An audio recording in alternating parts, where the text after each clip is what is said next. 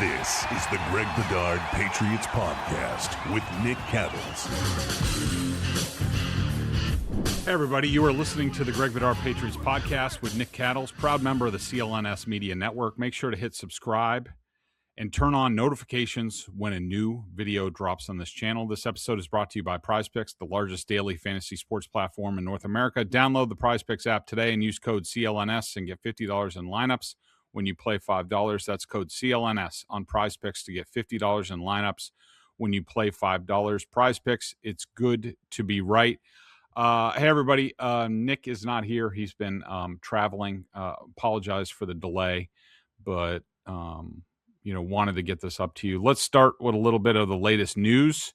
Good news for the Patriots going into the divisional round against the Texans, 3 p.m. on Sunday. Of course, the Patriots get good injury news because that's all they've gotten this year. So Christian Gonzalez, who was ruled out of the Chargers game with a head/concussion, is already well on his way through concussion protocol as he appeared at practice today in a red non-contact jersey.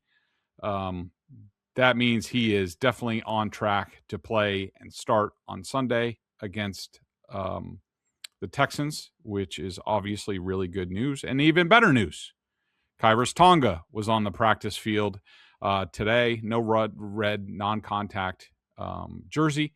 He was, I think we talked about, he was on the practice field on Friday.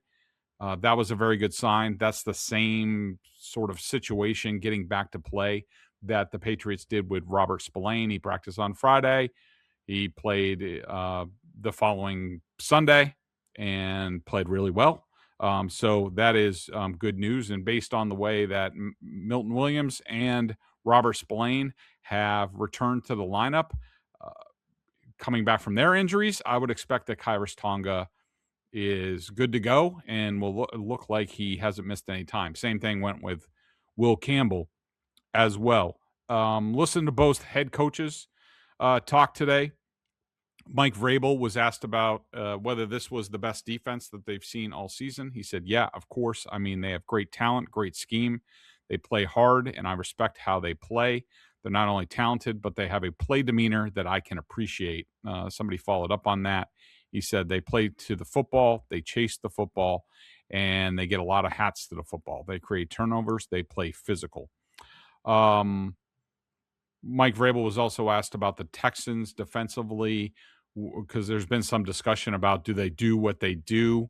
I've even heard some of that on Twitter where people are like, well, Josh has hurt those teams in the past. I mean, to me, this is a different beast altogether. I mean, really, you're talking about defenses that weren't really that good.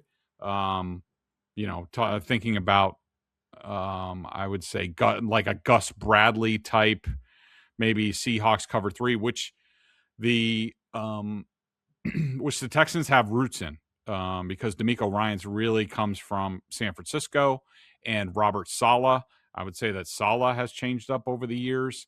When he was in New York, they had a really good defense with really good press corners. I would say the Texans are in the same boat with not only Derek Stingley Jr., but Kamari Lassiter, who I think is outstanding in some of the crossover film that I've watched, namely against the Chargers. And Vrabel sort of dismissed that. He said, I think the volume increases on third down, which it does. They'll play a lot more man coverage. They have the ability to play press, especially when Jalen Pitre goes into the slot. We'll talk a lot more about the Texans tomorrow with Nick. He said about third down, where you'll maybe get some multiple looks, pressures, and different things. But I think we pretty much would have an idea of where they're going to be on first and second down. He was asked about Nick Caley, who used to be here as the tight ends coach. He then went to the Rams with Sean McVay for a few years. Vrabel said, I think there's some carryover to what Josh McDaniels likes to do. There's some LA stuff. There's some stuff he probably learned when he was there. Listening to DeMeco Ryans, he was very definitely not incendiary in any way. He's very complimentary of the Patriots. He called them a disciplined, well-coached team. Asked about Stephon Diggs, who was there last year. He said Steph has done a great job. He's QB friendly, very explosive after catching the football. That the Texans will have to have eyes on him. Ryans and Vrabel were both asked about how, they're former players, former linebackers. Vrabel a little bit more the edge, and Ryans was asked about that on, what sort of traits lends them to be good head coaches. He said, linebackers need to know the front, the run fits, adjust and adapt on the fly, required to play in the passing game. He said that's very similar to being a head coach, where you're in the middle of everything, have to make quick decisions, things like that. He said as far as Mike Vrabel, he said his teams are well prepared. They're physical. He likes his leadership, and they play that way. Asked about the Patriots defense, he's like, you got to start with the two defensive tackles, Christian Barmore and Milton Williams. Starts there. Complimentary of the Patriots front. Said you have to earn every yard in the run game. They make you earn it. He was asked how he would describe his pass rush to someone who has never seen it. And he called them 4 Tasmanian devils, fast and physical, incredible get off. They collapse the pocket. Quote, they are a terror. It makes our defense go. He was asked about Josh McDaniels. He was extremely complimentary of McDaniels. He said what stands out about him is his ability to call plays, to set up those plays. He knows how to strain rules of a defense, and he said that McDaniels is one of the best he's seen. One of the interesting sort of sidebars in this game, and it may be a main bar by the end of the day, and I wrote about this on BSJ a couple times, is all the connections to Josh McDaniels on the other side of the football. And namely, so you have Nick Caley, of course, who was the offensive coordinator of the Texans, was a tight ends coach here. Cole Popovich was an assistant offensive line coach here. Jerry Shaplinski was a senior offensive assistant for the Texans. He was Josh's assistant quarterbacks coach and also followed him to the Raiders. And of course, you have Ben McDaniels, Josh's younger brother. This is the first time they will square off as coaches. And there are some other guys in the front office. I'm not really worried about that. I will point out Nick Caserio, who is the GM of the Texans, obviously here for about 20 years. I think he and McDaniels are very close from what I understand.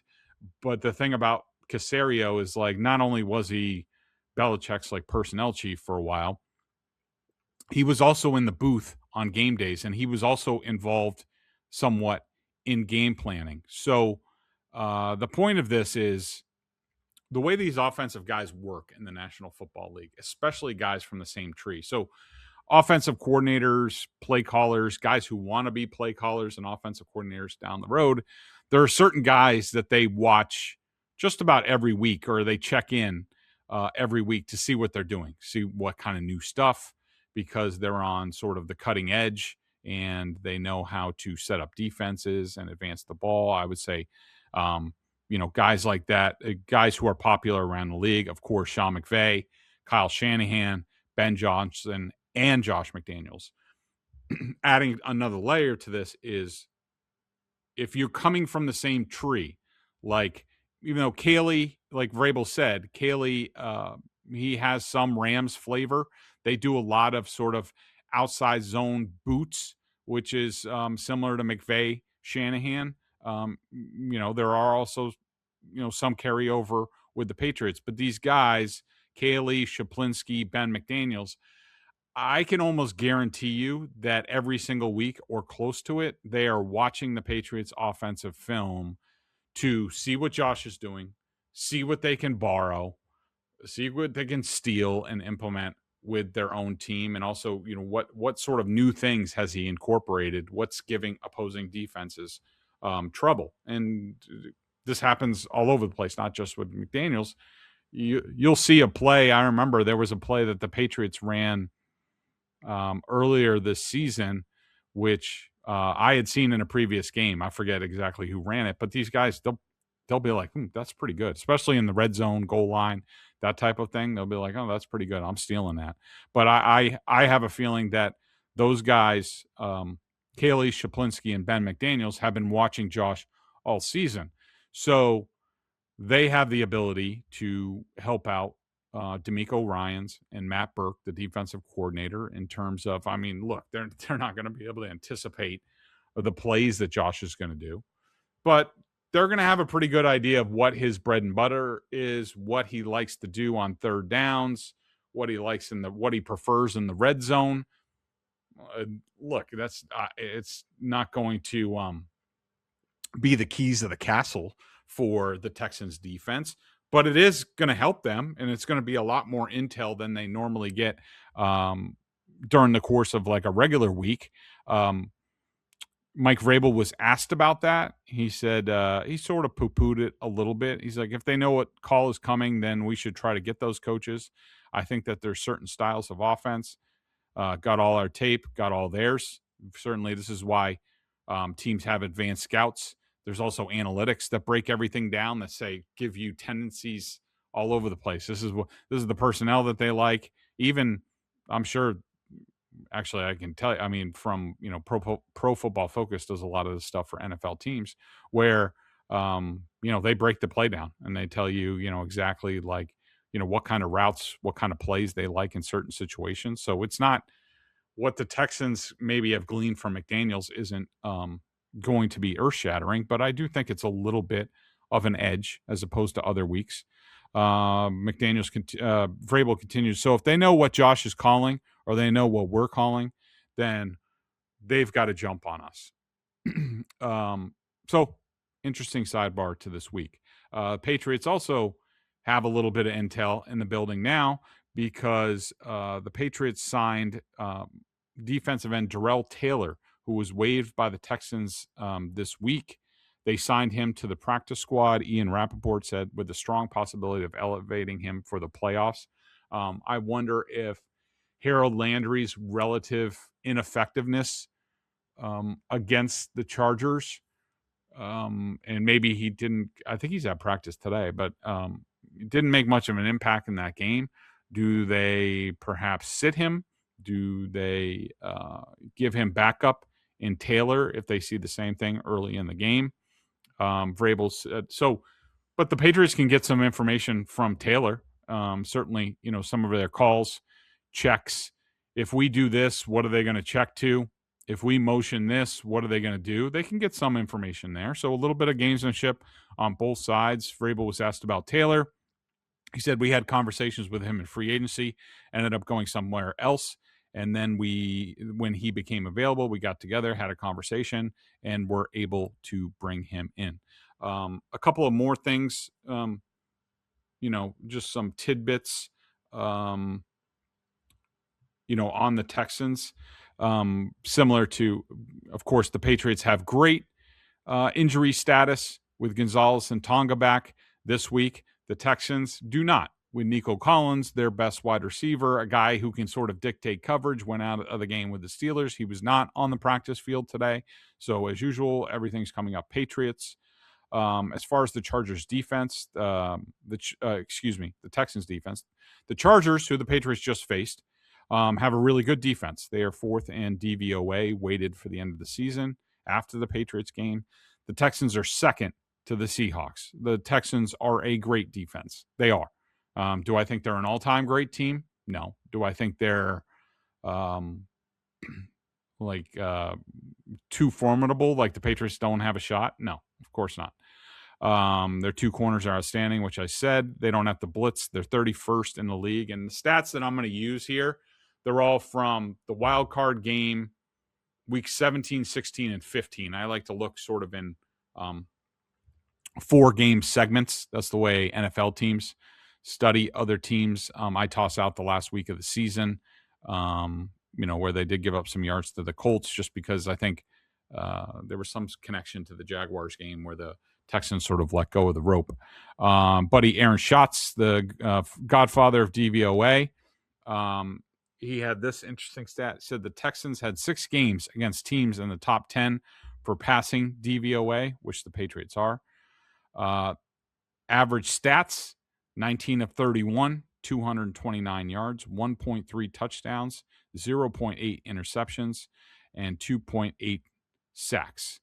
A sampling of how good their defense has been over that 4-game segment.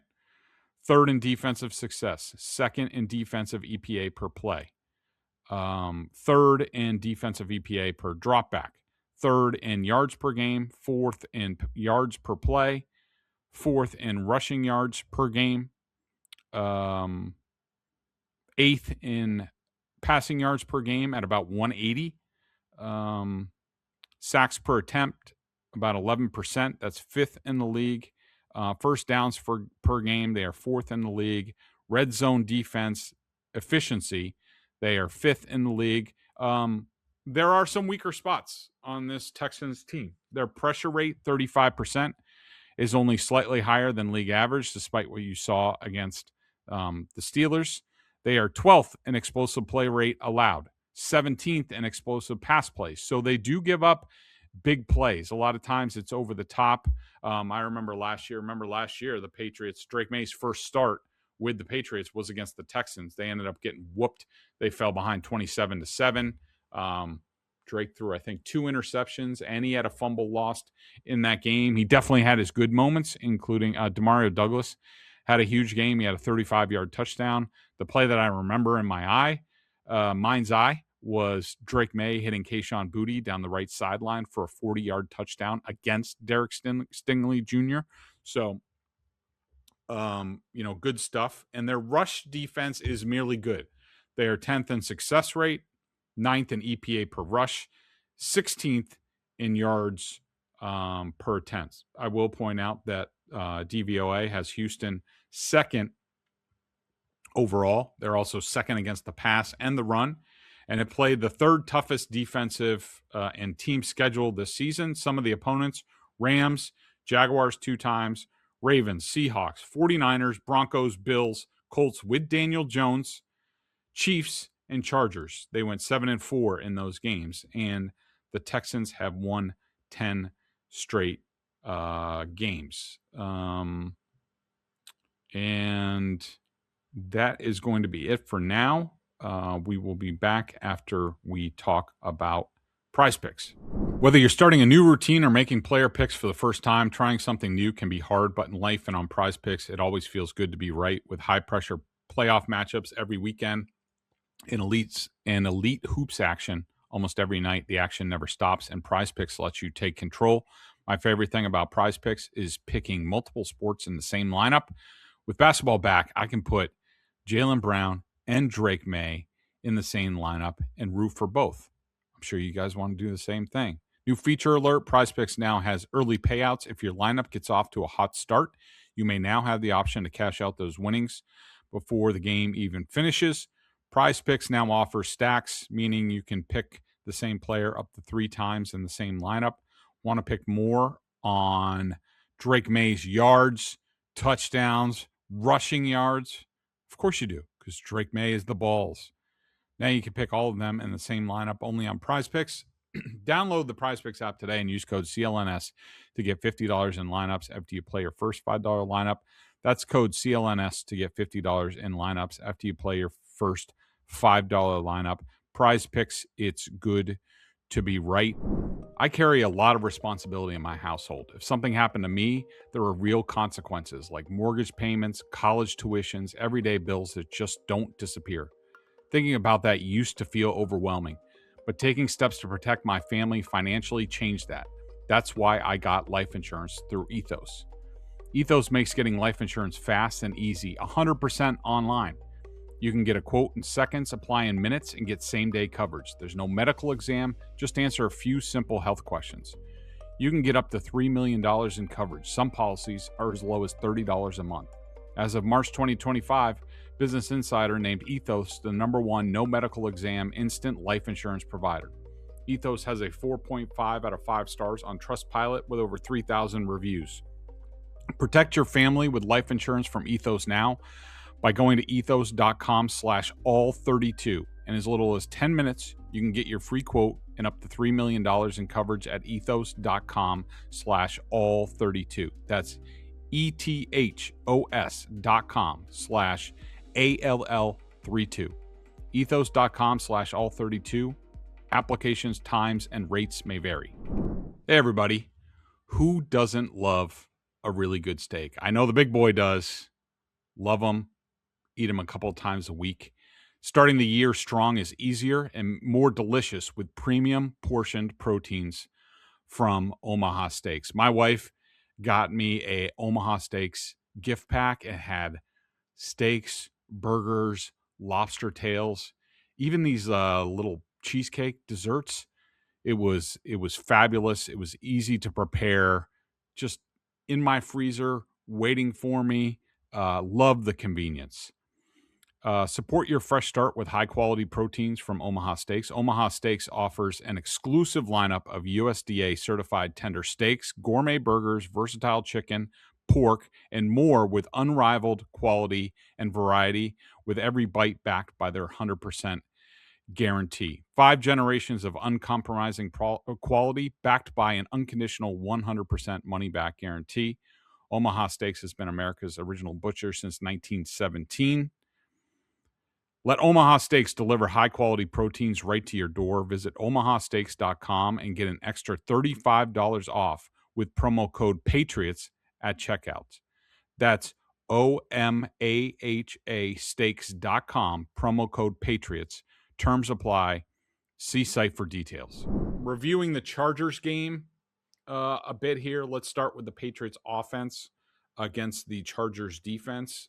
First of all, the Chargers defense is really good. It really is. And I think, they changed the picture on Drake May often. I think that cost him issues. I do not think he played well in this game. At the end of the day, it was the 5th lowest grade that I had given him this season, mostly because of he was involved in turnovers. Now, the interception, like I didn't give Drake May like the extra real turn for his fumble lost, the extra points for that. I thought he had one elite play. That was it, the throw to Hunter Henry. I think a lot of his, whether it was passing yards or his scrambles, the 8-yard scramble was awesome where he stepped out of a sack. His 37-yard scramble, I put that more in the defense. I mean, the seas parted. I mean, it's good that he recognized it and he saw all the guys down the field and he took off. That's great.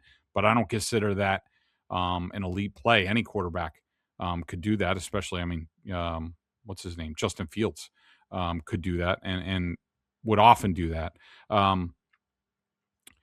The interception. So, I don't totally blame him for that. A pass deflection. I will say that I did, mark him down on that because, I don't know if that would have been completed to Austin Hooper.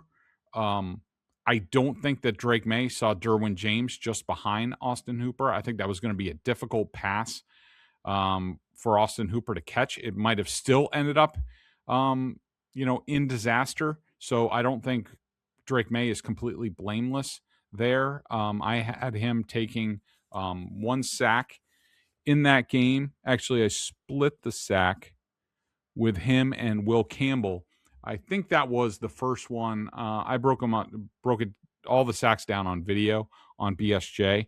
On that play, I thought about just giving that to Drake May because Stephon Diggs was open, and certainly if Drake May saw it with anticipation, he could have completed that pass to Stephon Diggs on a little dig route. There was a safety eyeing him and sort of trying to rob that route, and it might have gotten a little bit hairy, but it was there before the pressure got there. And but I ended up splitting it between him and Will Campbell. I thought his fumble in the red zone was terrible. Both of his 2 fumbles, they got really lucky on the second one that ball bounced like a basketball. If Jared Wilson wasn't there to hop on it linebacker Dayon Henley probably picks it up and goes for a touchdown the other way, very similar to the Falcons game. That's the absolutely 6.5 minutes left, 16-3 lead. That's the one thing you can't do there. And Drake May was just trying way too hard on both of those fumbles there's guys around him, like it's okay to take a sack and to punt. And Vrabel sort of talked about that, I think today or maybe the other day. But, until that Hunter Henry touchdown drive, I did not have Drake May graded out very well. I don't think that he was I would say both quarterbacks, him and Justin Herbert, I don't think they threw the ball that well, either of them. Some of Drake May's passes, like I remember whether it was the Efton Chisholm pass or the Kayshon Boutte pass that ended up going for 42 yards, the Kyle Williams 4th down completion. Chargers defensive back slipped. That Boutte pass for 42 yards, that ball hung up in the air for a very long time. I did give him a plus for that out to Kayshon Boutte where the defensive back almost got his hands on it. That ball was a little bit late, but he got away with it. So that's a plus play. So I didn't think he was confused. I didn't think he was jittery or anything like that. I just think the Chargers defense is really good. I did not think pressure was an issue in this game. I had a pressure rate of 25%, even with and there were 5 sacks, and those aren't fun. 3 of them were on Jared Wilson. I think 1.5 were on Will Campbell. The other half was on Drake May. But I did not think that pressure was a huge issue in this game as opposed to the other side with Justin Herbert.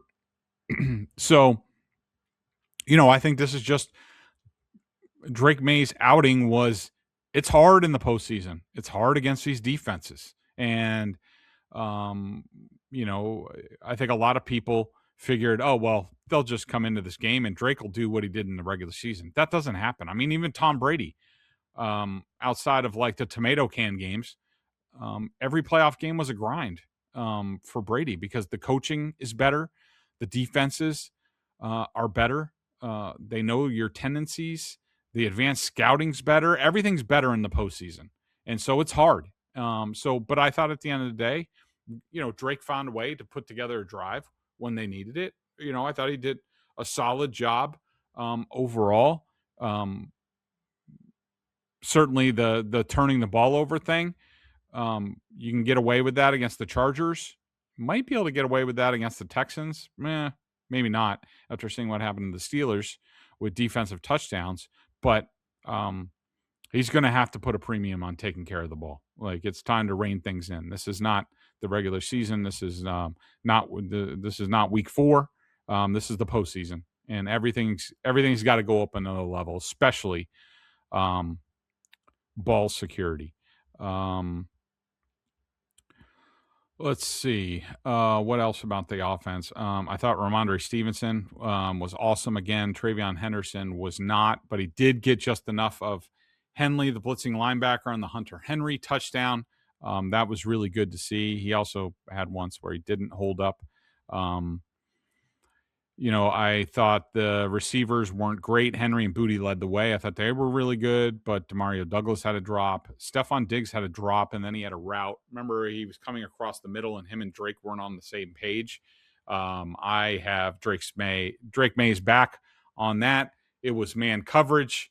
Diggs did not realize it was man coverage. If it's man coverage, I'm pretty sure you're supposed to keep going across the formation. Diggs stopped like he was trying to find a hole in zone coverage. That was wrong. The Chargers definitely tried to take Stephon Diggs out of this game, paid him extra attention. I'm sure the Texans are going to do the same thing, who had Stephon Diggs there last year. I thought the line was pretty good overall. Again, 25% pass protection. Their stuff rate, Chargers only blitzed about 23%. The stuff rate was 25%, which is, pretty good for them. I did not mind the Efton Chisholm pass. It was there. I mean, it looked like it was going to be ugly when it started, but it was there. The Patriots just can't execute. They've run that play in the past with Tom Brady and have a tough time executing it. But I put that on Efton Chisholm. Drake May was wide open. Just put it on him. I don't know if Drake May was supposed to keep going. He sort of stopped and was like, I'm wide open. But the play was there, so I don't have an issue with it. I thought that Josh McDaniels did a really good job, as he usually does, with sort of game plan, schemed up plays like the Austin Hooper miss that Drake May had, which was huge. I think Josh McDaniels was waiting for an opportunity to go after Elijah Molden, the safety, and that was something I hadn't seen before, with the different kind of motion, and they understood how the Chargers were going to react, and they got exactly what they wanted, which was Elijah Molden was confused. He had man coverage on Austin Hooper. It was right there. May missed it. Again, I think that wind was a factor on that. Talking to people around the Patriots, wind was a factor in the pass game. Certainly when I was on the field after the game, stuff was blowing all over the place. Stuff was blowing all, garbage was blowing all over the place during the game. So I absolved both quarterbacks a little bit with what went on. Now, the defense. I thought the defense was outstanding. In fact, in my BSJ ratings, I gave all three levels, defensive line, linebackers, and secondary, a 5 out of 5. I thought their execution, let's start with the plan. Zach Kerr definitely sort of changed things up in this game. They matched personnel, Gonzalez on Johnston, Marcus Jones on Ladd McConkey, Carlton Davis on the other guy, whether it was Keenan Allen or Trey Harris or whatever his name is. Whether it was man or zone, they were matching a little bit. I thought was what I didn't realize until watching the film was even when they were in zone, their zone drops were outstanding. It's like they understood. Basically, the way it looked was the Chargers under now fired offensive coordinator Greg Roman. There's only so many route combinations that they run, and it was like the Patriots knew exactly what they were doing. They were, for the first time all season, they were underneath in passing lanes on zone coverage. We've talked about it all year, how that's been a weakness. It was a strength in this game. I thought it was outstanding. I only had, for the whole entire defensive unit, I only had 7 minus plays. 2 of those were penalties, the face mask and the DPI on Carlton Davis. That's just high-level execution. Those guys balled out. Zach Kerr called a great game. He puts the crap out of Herbert, especially in the second half. So coverage, rush was outstanding. We knew that the Chargers' offensive line was going to be an issue. It was in this game, both in the pass game, but also the run game. If you go back and watch that film, watch how many times a linebacker, safety, what have you, come in when the Chargers tried to run, where they only averaged like 2.5 yards a carry. Hampton only had 1 carry, and then he went out for the game. So the Chargers were down to like their 4th running back in effect. And they would come in unblocked because the Chargers just can't block anything. I mean, they try to pull or trap. They're often blocking the wrong guy. So that sort of leads us into a little bit of a discussion about Justin Herbert, because I made a big deal out of him last week. I will say this first and foremost. Justin Herbert did not play well in that game. He didn't. He looked panicky in the pocket. He did not stick with plays down the field. He did not throw well on the run, which doesn't usually happen. He missed plays. I do think that Marcus Jones, I think that hit on him on the goal line stand, I think it might have injured Herbert. I mean, he really drilled him right in the quad, and you could see it took Justin Herbert a second to get up. He also looked at that quad. I don't know if that affected him or what. Like I said with Drake May, I think both quarterbacks were affected by the wind a bit as far as their downfield accuracy. But Justin Herbert did not play well in this game. And you can say Justin Herbert sucks and he's a postseason choker. I am now a little bit more open to that. But my overall view of Justin Herbert has not changed. I think that this is a guy who gets no help. He has no running game. He has no offensive line. He has a terrible offensive coordinator as far as the pass game and setting things up and helping his quarterbacks, giving answers to his quarterbacks. Just like, look at Josh McDaniels. Drake May, I would say Justin Herbert slightly outplayed Drake May in the first half. Certainly their stats line up that way. But in the second half, Drake May played much better. Why? Because he has Josh McDaniels. And Josh McDaniels' adjustment was going bigger because they wanted to, this is what I thought they were going to do from the start. They wanted to get the Chargers more in base. They threw out of that. The Hunter Henry touchdown was out of heavy personnel with Thayer Munford on the field. So Josh McDaniels is a high-level offensive coordinator and play caller who knows how to coach the quarterback and can adjust and help his quarterback. Justin Herbert gets none of that. He just doesn't. And until I see Justin Herbert in a better situation, I'm not going to judge him. I think that the circumstances have been against him every time he's been in the postseason. The first year he played, got him to a 27-0 lead, led him on 2 field goal drives. The kicker misses 1. The defense can't stop anybody. They lose. Yes, he threw 4 interceptions against the Texans. 2 of them were not his fault or when the game was in doubt. 1 was a pick 6. Definitely his issue. Couldn't run the ball. The Texans, like this year, were the number 2 defense. You think he had no weapons this year, even worse last year. Josh Palmer was not out there. Again, Greg Roman can't help his quarterback. And now this is going to be the 5th offensive coordinator for Justin Herbert in 7 seasons. We talked about it with Mac Jones. How to ruin a young quarterback 101 when they went from Josh McDaniels, when he got the Vegas job, to Matt Patricia. And this is now going to be the 500 level of that course. And look, I'm not gonna indict Justin Herbert. I didn't see a guy who choked. I saw a guy who didn't have confidence in his protection, did not have confidence into the pass routes. The Patriots changed things up. His coach couldn't help him. So I thought he was at a severe disadvantage. Could he have played better? Should he have played better? Absolutely. But I think both can be true. And here's the other thing about a playoff choker. I think all of us can agree that Peyton Manning was a playoff choker until he wasn't. When the Patriots were a little weaker in 2006 and they played Rex Grossman and the Bears in the championship game. But